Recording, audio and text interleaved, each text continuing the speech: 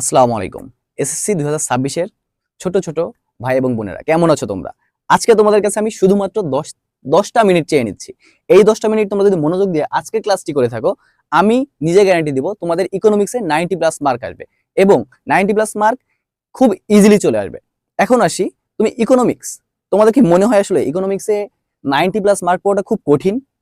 তোমাদের কি মনে হয় যে ইকোনমিক্সে আমার গোল্ডেন ছুটে যেতে পারে ইকোনমিক্সের জন্য, অথবা ইকোনমিক্সে আমার 80 নিচে মার্ক চলে আসতে পারে? তাহলে তুমি একেবারে বোকার স্বর্গে বাস করছো। কারণ মানবিক বিভাগের আমার যে সাবজেক্টগুলো আছে তার ভিতরে সব থেকে ইজিলি 90 প্লাস মার্ক তোলা যায় হচ্ছে আমাদের এই যে অর্থনীতিতে। হ্যাঁ, কারণ কারণ ইকোনমিক্সে শুধুমাত্র একটাই সাবজেক্ট যেখানে তুমি ইচ্ছা করলে গ্রাফ অ্যাড করতে পারো, ইচ্ছা করলে ম্যাথমেটিক্যাল টার্ম ইউজ করতে পারো, যেটা হচ্ছে অন্যান্য সাবজেক্ট সেগুলোতে নাই। এখন আসি, আমাদের ইকোনমিক্স যে সাবজেক্টটা, এটাই আমরা কেন ভাবি ইকোনমিক্স এখানে তুমি পাস করতে পারবো না, আমার তো এটার জন্যই গোল্ডেন ছুটে যাবে, 90 তো অনেক দূরের কথা। তুমি ভাবো তো, এখন ইকোনমিক্সে কেউ 90 পায়, তাই না? কিন্তু বেশিরভাগ মানুষ মনে করে না 90 প্লাস পাওয়াটা খুবই কঠিন। এখন কঠিন মনে হওয়ার কারণটা কি? এখন দেখো, অধিকাংশ শিক্ষার্থী ইকোনমিক্সে ভয় পায়। কেন ভয় পায়? তোমাকে দেখতে হবে যে আমি ভয় পাচ্ছি। আসলে আমি ভয়টা কেন পাচ্ছি? ভয়টা পাচ্ছি হচ্ছে আমরা পাগলের মতো মুখস্থ করি। হ্যাঁ, আম ও আম, এইভাবে আমরা মুখস্থই করতে চাই। কিন্তু ইকোনমিক্স বিষয়টা কি আসলে মুখস্থ করা জিনিস? ইকোনমিক্স বিষয়টা তুমি একটু ঘুরিয়ে পেঁচিয়ে বুঝতে পারো, একটু গ্রাফ অ্যাড করতে পারো, একটু ডেফিনেশন অ্যাড করতে পারো, ইকোনমিক্সে খুব ভালো একটা মার্ক চলে আসবে। কারণ পরীক্ষকরা কি চায়? একটি সুন্দর ডিফাইন্ড খাতা চায়। তারা কিন্তু অনেক বড় লেখা চায় না। তুমি একটা চিত্র পাশে এঁকে দিলে, একটা ম্যাথ পাশে করে দিলে, তোমার ওখানে এমনও হয় যে সৃজনশীল তুমি 10-10ও পেতে পারো। প্রথম একটা কথা হচ্ছে, আমাদের এই যে পাগলের মতো মুখস্থ, এই মুখস্থ ভিত্তিক পড়া থেকে একটু বেরিয়ে আসছে। আমাদের কনসেপ্টগুলো ক্লিয়ার করতে হবে। আমার মাথার ভিতর সাজাতে হবে যে একটা একটা পাতা উল্টালে আমার এক একটা চ্যাপ্টার ভেসে উঠবে। প্রথম কথা হচ্ছে, আমার মুখস্থ ভিত্তিক পড়া থেকে বেরিয়ে আসতে হবে। হ্যাঁ, কোনোভাবেই মুখস্থ ভিত্তিক পড়ার মাধ্যমে ইকোনমিক্সে তুমি বেশি মার্ক তুলতে পারবে না, এটা থেকে আমাদেরকে বেরিয়ে আসতে হবে। প্রথম তারপরে দেখো, বোর্ড খাতা কিন্তু ভয় পায় না। আমরা যারা পরীক্ষার্থী আছে আমরা খুবই ভয় পাই যে আয় আল্লাহ আমার কালকে পরীক্ষা কি হবে। কিন্তু খাতা কি আসলে ভয় পাই? বা যে পরীক্ষক খাতা দেখছে তিনি কি আসলে ভয় পান? তিনি কিন্তু ভয় পায় না। খাতা চাই কি? খাতা চাই হচ্ছে খুবই পরিষ্কার একটি উত্তর। হ্যাঁ, এই পরিষ্কার একটি উত্তর তুমি তখনই দিতে পারবা, শুধুমাত্র তখনই দিতে পারবো যখন তোমার ভিতরে কোনো ভয় থাকবে না এবং কনসেপ্টগুলো খুবই খুবই ক্লিয়ার থাকবে। একদম একটা কম্প্যাক্ট তোমার কাছে ইকোনমিক্স একটা প্যাকেজ থাকবে, যেটার মাধ্যমে তুমি যেই প্রশ্ন আসুক না কেন খুব সুন্দর করে গুছিয়ে কম্প্যাক্টলি উত্তর দিতে পারবা। তারপরে দেখো, আমরা হচ্ছে পরীক্ষায় আমাদের নম্বর কিভাবে কমে যায়। হ্যাঁ, ধরো 100 মার্কের পরীক্ষা, সেখানে আমি পাচ্ছি কত? 60। হ্যাঁ, কিন্তু এই 40 নম্বর, আমাদের 40 নম্বর গেল কোথায়? এই 40 নম্বরটা কমে কিভাবে কিভাবে জানো? দেখো, 40 নম্বর কমে হচ্ছে প্রশ্নের চাহিদাটা আমরা বুঝি না। আমার প্রশ্নে চেয়েছে প্রান্তিক উপযোগ বিধিটা কি। হ্যাঁ, আমি প্রান্তিক উপযোগ বিধি না লিখে আমি পুরো উপযোগ কাকে বলে হাবি জাবি সবকিছু লিখে আগডিম বগডুম লিখে 4 পেজ লিখে দিলাম। হ্যাঁ, কিন্তু আসলে প্রশ্ন তো এটা চাই না, আমার চাইছে প্রান্তিক উপযোগ বিধি। এই জন্য আমাদের প্রশ্ন চাহিদাটাকে খুব ভালোভাবে বুঝতে হবে। মনে করো প্রশ্ন পেয়েছো, তুমি 30 সেকেন্ড চোখ বন্ধ করলে করলে ভাবলে আমি ব্রেন স্ট্রমিং করছি, আসলে কি চেয়েছে প্রশ্ন। এই যে 30 সেকেন্ড তুমি যখন চিন্তা করবে, তোমার মনে হতে পারে যে 30 সেকেন্ড তোমার লস হয়ে যাচ্ছে 3 ঘন্টা পরীক্ষার ভিতরে, কিন্তু না, এই 30 সেকেন্ড তোমার আগামী 40 মিনিটের লেখাকে কয়েকগুণ বুস্ট করে দিবে। এই জন্য হচ্ছে আমার প্রশ্নের চাহিদাটা চোখ বন্ধ করে গিয়ে বুঝতে হবে প্রশ্ন আসলে আমার কাছে কি চাই।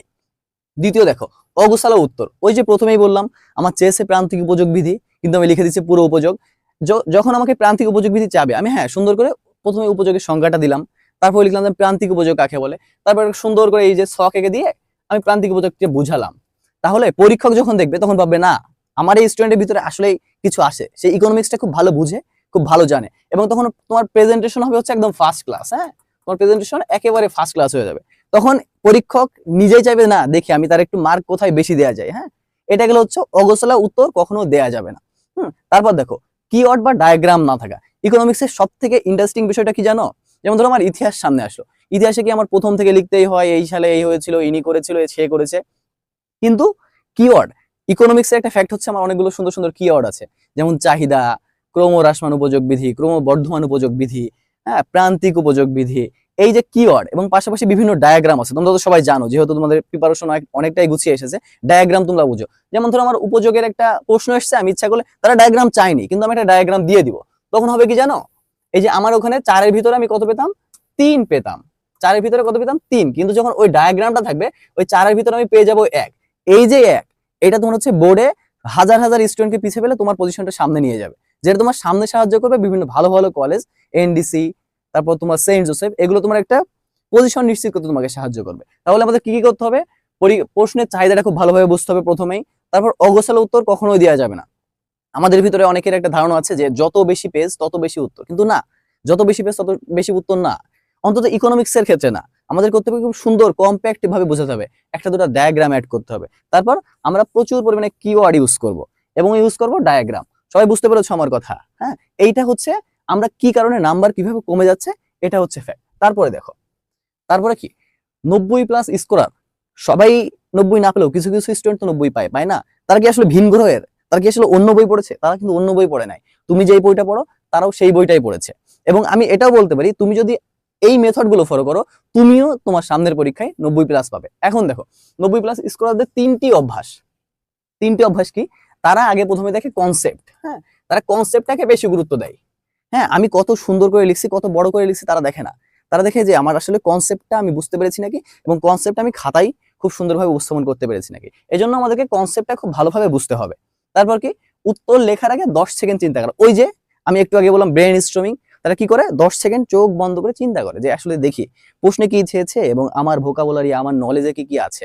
এই যে যখন তোমার প্রশ্ন এবং তোমার উত্তরপত্র এর ভিতরে তুমি যে 30 সেকেন্ড বা 10 সেকেন্ড একটা ব্রেন স্ট্রমিং করছো, তারপর যে তোমার খাতার সাথে একটা আত্মিক সম্পর্ক হয়ে যাচ্ছে, এর মাধ্যমে তোমার খাতা এবং তোমার লেখার মান অনেকটুকু আগায় যাবে অন্যান্য স্টুডেন্টদের থেকে। বুঝতে পেরেছো? তারপর দেখো, রচনায় হেডিং প্লাস গ্রাফ দিতে হবে। হ্যাঁ, অনেকেই আছে যে হ্যাঁ ইকোনমিক্স কাকে বলে, চাহিদা কাকে বলে, চাহিদা যোগান কাকে বলে, উপযোগ কাকে বলে, তারা অনেক লিখে কিন্তু হেডিং দেয় না। আমি আসলে কোন টপিকটা বলছি সেটা আমি যদি বুঝাতেই না পারি, একটা পরীক্ষক অত কিন্তু পাতা উল্টিয়ে উল্টিয়ে দেখে না যে কোন জায়গায় কি আছে। তাকে আমাকে বোঝাতে হবে যে স্যার আমি এখানে এটা লিখেছি এবং এটা আমি এতটুকু কমপ্লিটলি আলোচনা করেছি। এবং পাশাপাশি আমরা কি করবো, ইকোনমিক্সের সব থেকে গুরুত্বপূর্ণ বিষয় হচ্ছে গ্রাফ।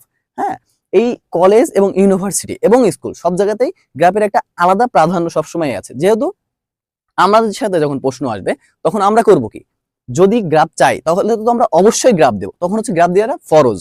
কিন্তু যখন আমার চেয়েছে, প্রশ্ন বলেছে যে আমাদের উপযোগটা তুমি কি আমাকে বুঝিয়ে দাও, উদ্দীপকের উপযোগ বিধিটা তুমি আমাকে বোঝাও, সেখানে গ্রাফ চাই না, কিন্তু আমরা কি করবো কি, একটা সুন্দর করে একটা গ্রাফ দিয়ে দিলাম। তাহলে হবে কি, এই যে আমরা এখানে 1 মার্ক বা 2 মার্ক পেয়ে যাবো হচ্ছে বোনাস। এই যে বোনাস মার্কটা আমাকে 5টা সৃজনশীল প্রশ্নে 10 মার্ক বেশি করে দেবে। হ্যাঁ, তখন যদি তুমি 80 পেতে, এবার যদি তুমি 10 যোগ করো কত হচ্ছে 90। হ্যাঁ, এই যে 80 কিন্তু খুব সাধারণ স্টুডেন্টরা পায়, কিন্তু তারা এই যে গ্রাফ অ্যাড করে না, হেডিং অ্যাড করে না, ডায়াগ্রাম অ্যাড করে না। এই জন্য তাদের হচ্ছে এই যে অর্ডিনারি এবং এক্সট্রা অর্ডিনারি স্টুডেন্টদের ভিতরে ডিফারেন্স থাকে কত মার্কের, 10-12, সর্বোচ্চ 15 মার্ক। তারা করে কি, এই টেকনিক গুলো ফলো করে। এই টেকনিক গুলো ফলো করলে তুমি অবশ্যই 90 কেন 90 এর থেকেও বেশি মার্ক পেতে পারো। তারপর দেখো, এখন হচ্ছে টপ মিস্টেকস। আমরা কি কি মিস্টেক গুলো করি, সাধারণ ভুল কি গুলো হয়। এখন দেখো, সব লিখে ফেলা। আসলে আমি খুব ভালো করে বোর্ড বই পড়লাম, আমি খুব ভালো করে টেস্ট পেপার পড়লাম, মডেল টেস্ট পড়লাম, কিন্তু তুমি 1 বছরে যতগুলো পড়া পড়েছো বা 2 বছরে যত পড়া পড়েছো 9-10-এ, আসলে 3 ঘন্টার ভিতরে কি এতগুলো পড়া খাতায় লিখে দেওয়া সম্ভব? সম্ভব কিন্তু না। তাহলে করতে হবে কি, আমাদের সবকিছু লিখে ফেলা যাবে না। আমাদের দেখতে হবে প্রশ্ন আসলে কি চেয়েছে এবং আমার কতটুকু লেখা দরকার। এই যে কতটুকু লেখা দরকার এবং প্রশ্ন কি চেয়েছে, এই যে সমন্বয়, এই সমন্বয়টা করার জন্য আমাদের কি দরকার, প্রচুর পরিমাণে প্র্যাকটিস করতে হবে। হ্যাঁ, প্রচুর পরিমাণে প্র্যাকটিস করতে হবে, প্রচুর পরিমাণে প্র্যাকটিস করতে হবে। এবং এই যে দরকারি জিনিসগুলো বেছে বেছে বের করে আমার এই যে নোট খাতা আছে এখানে হেডিং দিয়ে সুন্দর করে লিখে দিতে হবে। আমি নিচে একটা গ্রাফ দিয়ে দিব। এই যে গ্রাফ তুমি দিয়ে দিলে এবং সুন্দর হেডিং সহ তোমার দরকারি কথাটা তুমি এখানে লিখে দিলে, এই খাতা তোমার বোর্ডের 1000 স্টুডেন্টের থেকে তোমার খাতাটা কি করে দিবে, আলাদা করবে, টোটালি আলাদা করে দেবে। এখন তোমার খাতায় যদি ডিফারেন্ট কিছু তোমার পরীক্ষক পাই, তাহলে তার সাথে কি তোমার কোনো পূর্ব শত্রুতা আছে যে ভাইয়া আমার 5 নম্বর কম দিয়েছে? তার সাথে কিন্তু তোমার পূর্ব শত্রুতা নাই, তিনি তোমার শিক্ষক, তুমি তার ছাত্র। হ্যাঁ, তোমার খাতায় ডিফারেন্ট কিছু পেলে তোমাকে অবশ্যই সে মার্ক বেশি দিবে এবং মার্কটা তোমার অন্যান্য স্টুডেন্ট থেকে অনেক বেশি বেড়ে যাবে। তারপর দেখো, গ্রাফ না আঁকা। হ্যাঁ, বারবার তোমাদের সামনে ডায়াগ্রাম এবং গ্রাফের কথা আসছে বারবার। তাহলে কি এখন বুঝতে পেরেছো গ্রাফের ইম্পর্টেন্সটা কতটুকু? আমাদের 5টা সৃজনশীল লিখতে হবে। চেষ্টা করো তোমরা 5টা সৃজনশীল ভিতরে 5টাতেই যেই সৃজনশীলগুলোতে আমি গ্রাফ অ্যাড করতে পারবো, ডায়াগ্রাম অ্যাড করতে পারবো, ম্যাথমেটিক্স অ্যাড করতে পারবো, সেই সৃজনশীলগুলো টাচ করা। এবং অবশ্যই খেয়াল রাখবা, সৃজনশীলের ক এবং খ নম্বর এগুলো খুব সুন্দরভাবে গুছিয়ে লেখার। কারণ একটা সৃজনশীল স্টার্টিং যখন দেখে একটা পরীক্ষক যে ক এবং খ নম্বর সে ভুল করেছে, তারপর তুমি গ এবং ঘ নম্বর যতই ভালো লেখো না কেন, মার্ক একটু কমে যাওয়ার সম্ভাবনা থাকে। এই জন্য ক এবং খ খুব সুন্দর করে গুছিয়ে লিখে অবশ্যই অবশ্যই গ্রাফ না আঁকার মতো ভুলটা তোমরা করবা না। তোমরা অবশ্যই গ্রাফ এবং ডায়াগ্রাম অ্যাড করবা। তারপর দেখো, সংজ্ঞা মুখস্থ কিন্তু প্রয়োগ না করা। হ্যাঁ, আমি চাহিদার সংজ্ঞা জানি, একজন স্কলার দিয়েছেন, অ্যাডাম স্মিথ একটা সংজ্ঞা দিয়েছেন, উপযোগের সংজ্ঞা জানি, কিন্তু এই সংজ্ঞাগুলো আমার মুখস্থ আছে, কিন্তু ওই যে সব লিখে ফেলতে গিয়ে আমার ইম্পর্টেন্ট যে সংজ্ঞা, আমার যেটা মুখস্থ, স্কলারের সংজ্ঞা, সেটা আমি দেইনি। এই যে সংজ্ঞা মুখস্থ কিন্তু প্রয়োগ না জানা, সংজ্ঞাটা আসলে কোথায় প্রয়োগ করতে হবে। ধরো তুমি হচ্ছে চাহিদা নিয়ে একটা ঘ নম্বর লিখছো, হ্যাঁ, চাহিদা নিয়ে লিখছো। এখন তোমার এটা হচ্ছে একটা খাতা। এখন তোমার খাতায় উচিত কি হবে? তুমি কি শুরু করবা যে এরকম যে উদ্দীপকে এই বিষয় নিয়ে কথা বলে হয়েছিল, তার চাহিদা এই ব্যাপারে বেশি, এই ব্যাপারে কম? আসলে এইভাবে উচিত না। ধরো তোমার ঘ নম্বরে বলেছে উদ্দীপকে কোন বিষয় নিয়ে কথা বলা হয়েছে, তুমি লিখলে যে চাহিদা নিয়ে কথা বলা হয়েছে, তারপরে তুমি সুন্দর করে নীল কালি বা ইনভাইটেড কমা দিয়ে চাহিদার সংজ্ঞাটা দিয়ে দিলে, তারপরে তুমি বিস্তারিত আলোচনায় গেলে। এই যে চাহিদার সংজ্ঞাটা তুমি দিলে, তখন পরীক্ষার বুঝবে না আমার এই ছাত্র যে এই খাতাটা লিখেছে তার ভিতরে আসলে চাহিদা সম্পর্কে একটা ভালো বেসিক এবং ডিপের নলেজ তার ভিতরে আছে। এইভাবে তুমি যখন চাহিদার একটা সংজ্ঞা দিবা, একটা গ্রাফ দিবা, তখন হবে কি যে যে পরীক্ষক তার সাথে তুমি ফেস টু ফেস কথা বলতে পারছো না, কিন্তু তোমার যে অর্ডস, তোমার যে লেটার্স, তোমার যে লেখা, এগুলো তার সাথে কথা বলবে, তার সাথে হচ্ছে মেন্টালি কানেক্টেড হয়ে যাবে, এবং তার সাথে তোমার একটা গুড ইমপ্রেশন ক্রিয়েট হবে, এবং গুড ইমপ্রেশন যখন ক্রিয়েট হবে তখনই একটা ভালো মার্ক তার কাছ থেকে তুমি এক্সপেক্ট করতে পারবা। এজন্য সংখ্যাটাও খুব বেশি গুরুত্বপূর্ণ। তারপর লেখা কি আছে, 90 আটকায় বেশি না জানার কারণে না, কম না জানার কারণে কিন্তু 90 আটকায় না, আটকায় কিংবা ভুলভাবে জানার কারণে। আমি মোটামুটি জানি, আমি 4টা অধ্যায় খুব মোটামুটি জানি, খুব ভালো জানি না, কিন্তু আমি লিখতে পারি যে কিভাবে এই 4টা অধ্যায় গুছিয়ে লিখতে হবে। আবার আরেকজন আছে যে খুব ভালো জানে, 5টা 6টা অধ্যায় খুবই ভালোভাবে জানে, কিন্তু সে জানে না কিভাবে প্রেজেন্ট করতে হবে। তোমরা বলো তো যে এখানে কে ভালো মার্ক পাবে রিটেনে? আসলে যে ভালো খুব সুন্দর করে লিখতে পারে এবং খুব বুঝিয়ে লিখতে পারে, গ্রাফ দিয়ে লিখতে পারে এবং সে সংজ্ঞা দিয়ে লিখতে পারে, সেই কিন্তু আলটিমেটলি বেশি নম্বরটা পায়। এজন্য বেশি জানার থেকে গুরুত্বপূর্ণ সুন্দরভাবে ভুলভাবে না লিখে আমাদেরকে সুন্দরভাবে বিষয়টা প্রেজেন্ট করা। আমি যতটুকু জানি সেই বিষয়টাকে আমি সুন্দরভাবে প্রেজেন্ট করতে পারলে আমার একটা ভালো মার্ক আসবে। এবং আরেকটা বিষয় হচ্ছে, যেহেতু অধ্যায় আমাদের খুবই কম, আমরা চেষ্টা করব বোর্ড বই যেটা আছে, বোর্ড বইটা একবার রিডিং পড়া। রিডিং পড়লে তুমিই বুঝতে পারবে যে আসলে কোন কোন বিষয়গুলো গুরুত্বপূর্ণ।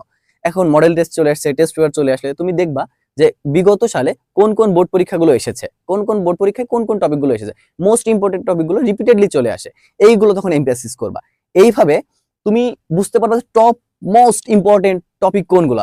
তখন তুমি এগুলোর গ্রাফ একটু বুঝে নিলে, একটু সংজ্ঞা বুঝে নিলে, একটু ডায়াগ্রাম দেখে নিলে, তখন এইগুলো তুমি একটা ফরমেটিভ ওয়েতে তোমার খাতায় প্রেজেন্ট করবা। আশা করি এইভাবে 90+ মার্ক খুব ইজিলি তুমি ক্যাচ করতে পারবা। তোমাদের সামনের পরীক্ষার জন্য অনেক অনেক শুভকামনা, এবং সর্বোপরি হচ্ছে পাগলের মতো সব পড়ার থেকে টেকনিক্যালি এবং একটি নির্দিষ্ট পন্থা ফলো করে পড়াটা এবং আগানোটা খুব বেশি গুরুত্বপূর্ণ। যে কোনো প্রয়োজনে আমরা তোমাদের সাথে আছি, সহায়ক স্কুল। দেখা হচ্ছে আগামী ক্লাসে। ধন্যবাদ।